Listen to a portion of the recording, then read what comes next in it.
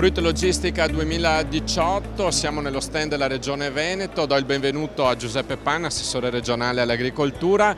Allora Assessore, la prima volta che lei è qui e può constatare la vitalità del nostro Veneto. Sì, qui siamo presenti qui a Berlino proprio per dimostrare che la Regione Veneto, i propri produttori, le proprie organizzazioni di produzione ortofrutta sono tra le più importanti del settore. Siamo la settima e ottava regione sia per produzione di frutta che di ortaggi, e quindi essere qui con quasi 1 miliardo di fatturato, con più di 50.000 ettari a frutta e verdura, con delle grandi produzioni di qualità, un aumento anche del settore biologico e quello integrato, è un momento importante. Diciamo che il Veneto si pone come una delle principali regioni di produzione della frutta e della verdura, con 17 naturalmente DOP e più di 115 prodotti tradizionali.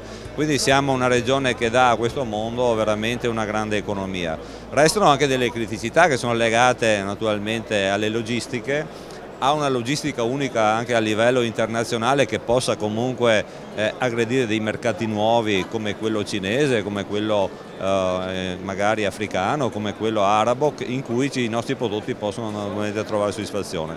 Resta anche una criticità legata al mondo dell'agricoltura, in quanto noi dobbiamo dare soprattutto ai nostri agricoltori un sostegno al reddito, e quindi nei passaggi delle catene l'ultimo è sempre l'agricoltore, ma sono sicuro che comunque se si riesce a fare sistema, se si riesce a fare aggregazione, anche questo problema possa essere risolto. Allora l'esempio è alle nostre spalle, fare sistema, tanti operatori che stanno lavorando sotto un ombrello unico. Certo, qui è proprio un mercato importante perché è il B2B, cioè significa che il produttore e le organizzazioni vendono direttamente nei mercati esteri, quindi fare aggregazione e arrivare qui con i prodotti che possono essere comunque a sistema, naturalmente tutto questo può portare solo che economia.